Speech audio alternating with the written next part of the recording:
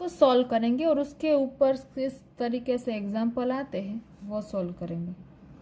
Question है find the angle which is equal to its supplement. ऐसा angle find करो कि जो कि उसके सप्लीमेंट का इक्वल हो। सप्लीमेंट मतलब सप्लीमेंट एंगल्स किसको कहते हैं? ऐसे दो एंगल्स जिन दोनों का एडिशन 180 हो। समझ लो कि लेट द एंगल इक्वल्स, जो कि एक दूसरे के इक्वल होने चाहिए, ऐसा भी बोला है, अपने सप्लीमेंट का इक्वल होना चाहिए। इट्स सप्लीमेंट बी एक्स, उसको एक्स ले लो। जो एंगल है जो इक्वल्स है एक दूसरे के सप्लीमेंट भी है, वो एक्स है। तो एक एंगल एक्स होगा तो दूसरा क्या होगा? 180 माइनस एक्स। ठीक है, और फिर दोनों इक्वल बोला है, मतलब कि दोनों को इक्वल कर दिया। एक्स इक्वल टू के इधर आ जाए तो x plus x is equal to 180 degree. X plus x 2x equal to 180 degree. अभी x मुझे फाइंड आउट करना है। 2 यहाँ पे मल्टीप्लिकेशन में, इक्वल टू के उस तरफ जाएगा तो डिवीजन में, दोनों का डिवीजन हो गया। 2 9 80, आंसर हो गया 90 डिग्री। एक 90 डिग्री है, दूसरा क्या हो जाएगा? 180 minus x equal to 180 minus x की जगह पे 90। तो 180 में से 90 जाए तो हमारा आंसर हो जाएगा 90 डिग्री। मतलब कि दोनों एंगल 90 डिग्री इक्वल मिले। सेम चीज अगर आपको बोले कि find the angle which is equal to its supplement है, यहाँ पे उसकी जगह पे आ जाएगा कॉम्प्लीमेंट। तो वहां पे क्या हो जाएगा? x इक्वल टू एक एंगल x ले लो जो कि उसके कॉम्प्लीमेंट का इक्वल है। एक x है तो दूसरा क्या हो जाएगा? 90 माइनस एक्स। ठीक है, फिर सेम x इक्वल टू के उस तरफ चला जाएगा तो 2x, क्योंकि हमें x को फाइंड करना है इसीलिए ले लिया। अब 2 सामने डिनोमिनेटर में तो 90 डिवाइड बाई 2 तो 45। और सेम दूसरा एंगल फाइंड करना है तो 90 minus x is equal to 90 minus 45 is equal to दूसरा एंगल भी मिल गया 45, दोनों इक्वल हो गए। ठीक है, क्या दो एंगल सप्लीमेंट हो सकते हैं? जब दोनों एंगल अक्यूट हो। अक्यूट मतलब दोनों एंगल 90 डिग्री से छोटे होंगे तो क्या एक दूसरे के सप्लीमेंट हो सकते हैं? सप्लीमेंट होने के लिए क्या चाहिए? दोनों का एडिशन 180। अभी दोनों ही 90 से छोटे हैं तो कैसे होगा? अगर 90 डिग्री होता तो समझ में आता कि दोनों का एडिशन 180 हो रहा है, लेकिन 90 से छोटे मतलब कि यहाँ भी नंबर 90 से छोटा, यहाँ भी नंबर, तो एडिशन कभी भी 180 जितना होगा नहीं। मतलब कि दोनों एंगल अगर अक्यूट हुए तो वो कभी भी सप्लीमेंट होंगे नहीं। दोनों एंगल अगर राइट एंगल हो तो मतलब कि दोनों 90-90 हो तो वो सप्लीमेंट हो जाएंगे। दोनों एंगल अब्यूज हुए तो मतलब कि 19 से दोनों ही 19 से बड़ी, ये 19 से बड़ा, ये भी 19 से बड़ा, तो दोनों का एडिशन 180 से ज़्यादा हो जाएगा ना, तो ये कभी अब्यूज एंगल भी सप्लीमेंट होंगे नहीं। लीनियर पेयर में अगर हो तो, अभी बच्चों कल ही सीखा था कि लीनियर पेयर में अगर कोई भी एंगल्स है उन दोनों का एडिशन कितना होता है? 180। लीनियर पेयर मतलब क्या? ये एक एंगल है, ये दूसरा एंगल है, दोनों ही एक ही लाइन में आ रहे हैं और दोनों का एडिशन 180 हो तभी उसको बोलते हैं कि वो लीनियर पेयर में है। मतलब लीनियर पेयर के सभी एंगल सप्लीमेंट है। चलो बच्चों एग्जाम्पल नंबर 23 देखते हैं। इन द एडजॉइंट फिगर, ये सभी क्वेश्चंस के आंसर देने हैं इस फिगर को फॉलो करके। ठीक है,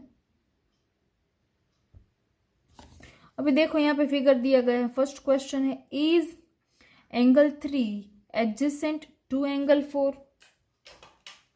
यहाँ पे जो एंगल 3 है वो एंगल 4 का एडजेसेंट है।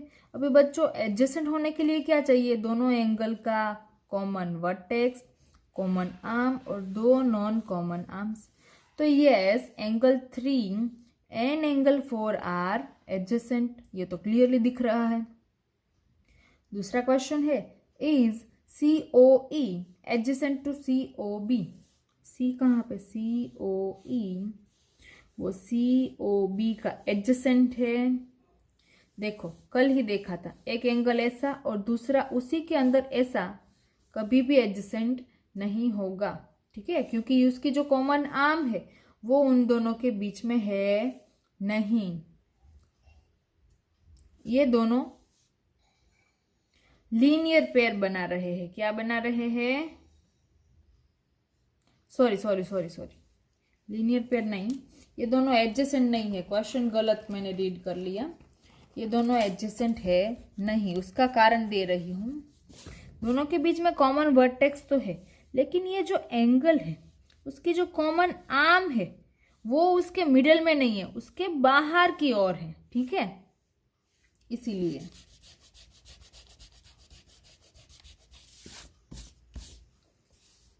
Does COE and EOD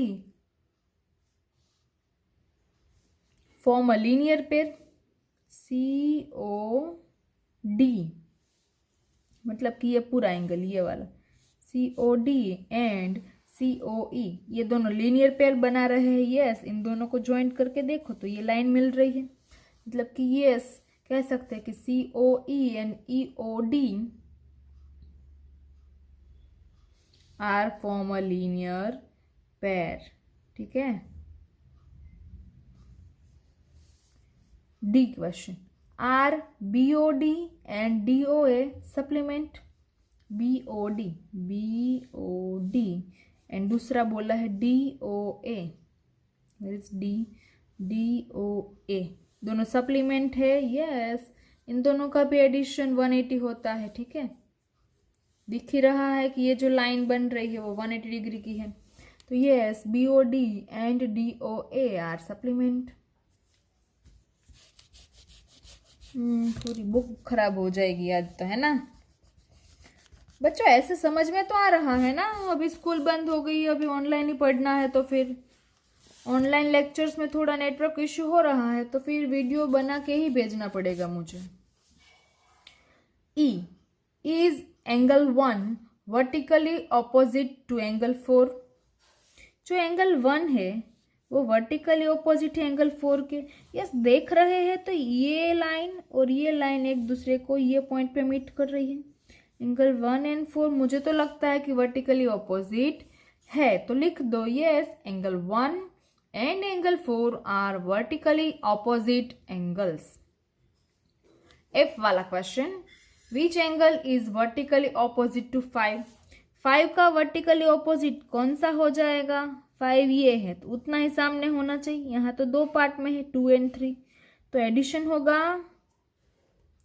तो एडिशन थोड़ी लिखेंगे, अभी हम क्या लिखेंगे, COB is vertically opposite to angle 5, ठीक है, COB is vertically opposite to angle 5। Last question, are angle 1 and angle 3 vertically opposite angles? Angle 1 है और ये एंगल 3 है, क्या वो वर्टिकली ऑपोजिट है? नहीं दिख रहा है, ये इतना और ये इतना दोनों का मेजरमेंट ही अलग है, और हमें दिख भी नहीं रहा है कि वो वर्टिकली ऑपोजिट है, ठीक है। तो लिख दो no, angle 1 and 3 are not vertically opposite angles. Okay, चलो बच्चों, ये क्वेश्चन में x, y एंड z की दोनों में वैल्यूज फाइंड करनी है। तो सबसे पहले a को फॉलो करते हैं।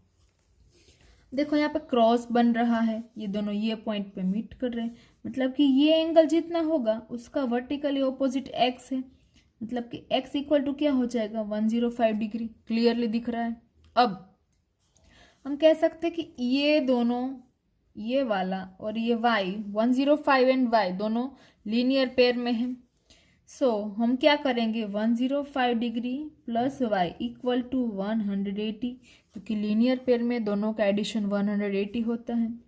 अब y इक्वल टू क्या हो जाएगा 180, ये इक्वल टू के उस तरफ तो माइनस 105 डिग्री, तो सब्ट्रैक्शन दोनों का क्या हो जाएगा 75 डिग्री, मतलब y भी मिल गया, x भी मिल गया, x मिल गया। अभी y मिल गया। अभी z, तो x एंड z भी लीनियर पेयर में है, सेम प्रोसेस हो जाएगी। x कितना हुआ 105 प्लस z इक्वल टू 180, तो यही आंसर हो जाएगा क्योंकि एड सब्ट्रैक्शन तो वही है, तो आंसर हो जाएगा 75। तो z भी 75, y भी 75। और ये इस तरीके से ना करके दूसरे तरीके से भी कर सकते हैं कि angle y equal to angle z, तो y 75 मिला है तो एंगल z भी 75 ही होगा ना। समझ में आ गया? तो ये करो, या फिर डायरेक्टली लीनियर वर्टिकली ऑपोजिट है ना, y और z वर्टिकली ऑपोजिट है, सामने सामने के एंगल्स हैं। जो सामने सामने के एंगल है वो दोनों सेम होते हैं। ये y एंड z इक्वल हो गए तो y मिल गया, तो कह सकते कि z भी वही है। चलो, इस क्वेश्चन में ना समझ में आया हो उसको इस क्वेश्चन में कंप्लीट कर देते हैं, ठीक है। यहाँ पे देखो फिगर दी गई है, x, y and z find करना। सबसे पहले आपको वर्टिकली ऑपोजिट एंगल देखने हैं क्योंकि वो फाइंड आउट करने में आसान होता है। अभी देखो ये 30 डिग्री है, उसके इक्वल z है क्योंकि वो वर्टिकली ऑपोजिट है, तो angle z equal to 30 degree एक तो मिल गया अभी, ठीक है। अभी y और x फाइंड करना है। अब देखो यहाँ पे x एंड 30 ये दोनों 90 डिग्री का एंगल बना रहे हैं, एडिशन करो तो implies that x plus 30 degree equal to 90 degree हो जाएगा। तो x इक्वल टू क्या करें 90 डिग्री, 30 सामने जाए तो माइनस 90 माइनस 30 60 डिग्री। अभी x भी मिल गया। अब देखो y फाइंड आउट करना है। अभी y के साथ क्या करें, y का वर्टिकली ऑपोजिट तो फाइंड आउट करना बड़ा ही मुश्किल है। देखो y एंड z दोनों लीनियर पेयर में है ना, तो उसका यूज कर लो।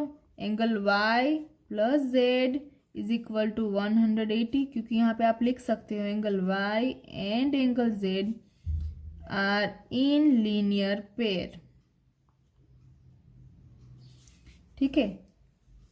अभी z तो आपको मिल गया है 30 डिग्री इक्वल टू 180।